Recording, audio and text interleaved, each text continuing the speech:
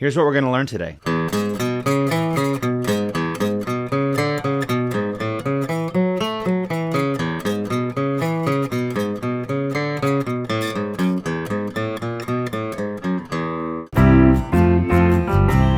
Hi, I'm Nick.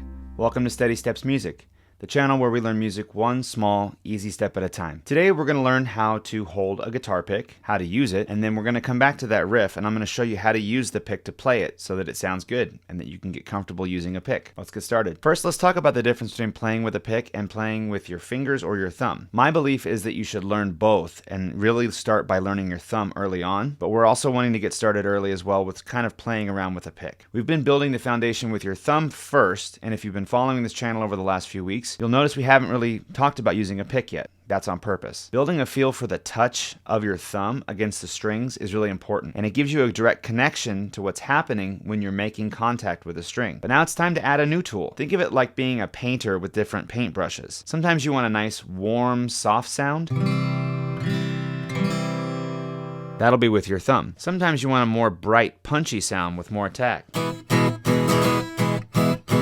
That's going to be with your pick. Your thumb actually creates a little more friction against the strings, which can be a good thing and lets you control more what you're doing, and a pick is less friction, so it glides over the strings quickly. It's a different kind of contact with the strings, and both have their place. There's lots of different guitar picks out there. You can get some at the local music store. I always say, please try to shop local if you can. Here's what a guitar pick looks like. You could think of it like a triangle shape. There's a pointy part which makes contact with the strings, and there's a wide part where you hold it. Now real quick, I'll just show you some other types of guitar picks. This one's more like a big equal sized triangle. This one is a little more rounded on the bottom, you can see, also kind of big. Here's another kind of bigger pick that actually has a groove for your thumb. Here's a really small pick that's really extra pointy on the bottom. What I like to do is place my thumb across the wide part like this, so my thumb is engaged with the whole flat surface. And my index finger comes across and holds it between my index and thumb. The key is holding it between the pad of your finger and your thumb. Some people fold their index finger a little bit like that for a little extra support, especially if you're strumming harder. Try a few positions between your index finger and your thumb and see how it works for you. Now, one thing to pay attention to: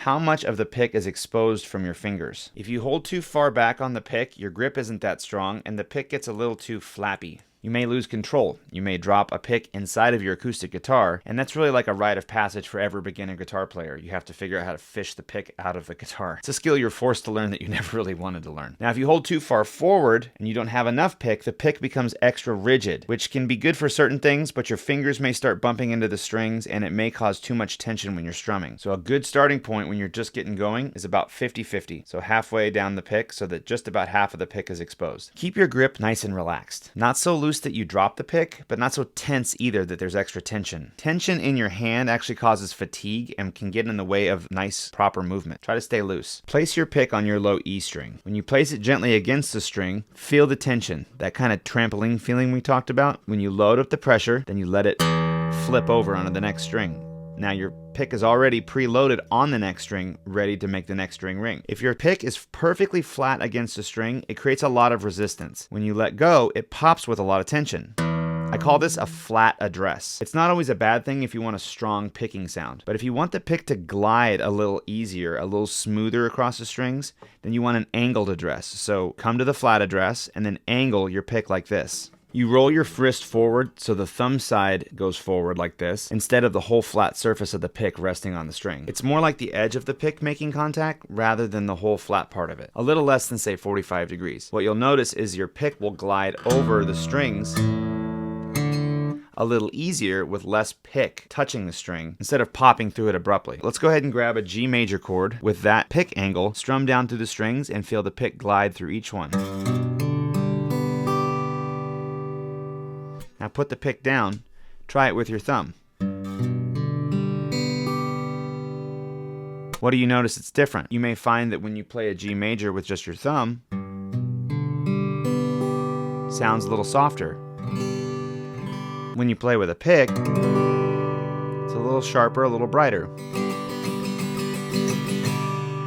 And that's exactly what you want to be able to choose between. Those are two different colors in your painter's palette. Know that the harder that you pluck, the louder the sound gets. So if you want a smoother, more relaxed sound, go a little softer. Now, your position along the string affects the tone too. If you pick close to the bridge, it's a bright, almost nasally sound. Picking close to the neck gives you a darker, warmer sound. Picking somewhere in the middle is more balanced. Try all three and hear it for yourself. Now, let's learn that riff from the intro. You have your pick. Here's how we're going to approach this. There's going to be a tablature that appears on the screen showing you exactly what to play. Take it step by step and go slowly. If you need to, go back and revisit this part of the video again. That's why we have timestamps in the description down below. Let's set up the left hand. You're going to use the index finger for all the notes on the 2nd fret, and you're going to use your ring finger for all the notes on the 4th fret. For now, we're skipping the middle and pinky finger, so just index and ring. For the right hand, we're going to do all downstrokes. This will make your life a lot easier when you're first picking out the notes. Downstrokes being strokes down to the floor with the pick. Start on the low E string and pick down. Then fret 4 on the low E with your ring finger. Now we're going to continue on 2 on the A, 4, 2, 4, 2, 4. So to repeat that, starts to sound like a blues shuffle. Anytime you see a note on the 2nd fret, that's your index finger. Anytime you see a note on the 4th fret, that's your ring finger. The idea we're building toward is 1 finger per fret when you play riffs or melodies. Okay, we're going to play the whole thing again with a slight variation. This time we'll have an open D string in there. First 2 parts go like this.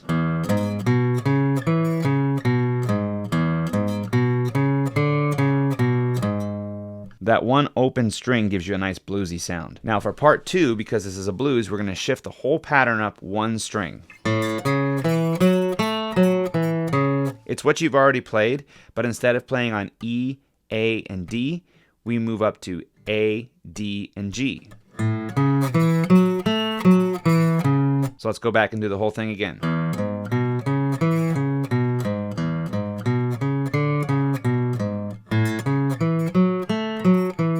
Same left hand fingering, same picking pattern, all downstrokes, just moves up 1 string. Then we go back and play the first part again.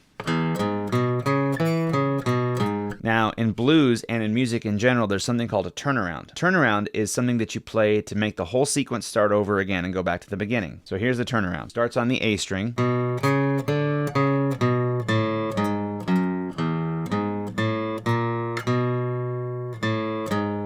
That's the one place where we're going to break the 1 finger per fret rule. We'll use our index finger twice on the same string. Watch again. Open, first finger, open.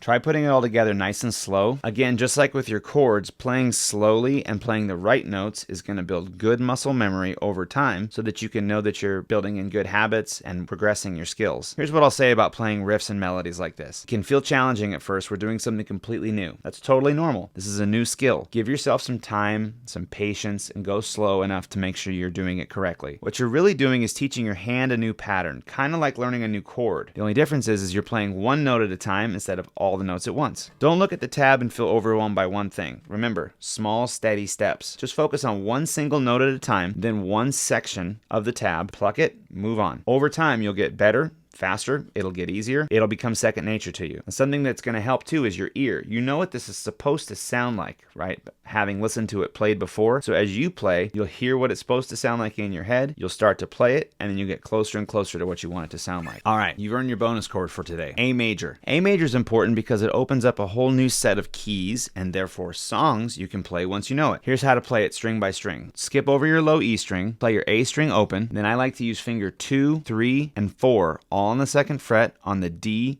G, and B strings. High string stays open, strum the bottom 5 strings. Now I play this with my fingers 2, 3, and 4 rather than 1, 2, and 3. The reason is because those fingers are a little smaller and the big fingers kind of feel cramped to me when they all cramp in on the same fret. So if you feel like you have smaller hands and it feels better to use 1, 2, and 3, go ahead and do that. Or you can do 2, 3, and 4. I also sometimes see people go 2, 1, 3, so their index finger actually kind of fits in behind. For me, that's a little cramped and doesn't work, but everybody's hand is different. So experiment, find out what you like. That's the one I use, 2, 3, and 4. You can also play this with what's called a bar spelled B-A-R-R-E. Take one finger and press it down on the D, G, and B strings, but then you can't really get the high E string as easily. So you only get that much of it. We'll get more into bar chords very soon. They're actually a way to start unlocking how to play chords all over the guitar in lots of different keys, and they're very important to learn. You'll notice that we always play one string at a time, so that way we can hear how the string's supposed to ring. That's it for today. Another small, manageable step in your musical journey. If you find content like this helpful, please give this video a like down below, share it if you feel someone you know would enjoy it, and subscribe to the Steady Steps music channel for more lessons just like this. If you'd like to grow your skills faster in a private lesson with me, head on over to steadystepsmusic.com to book a free introductory lesson. See you in the next one.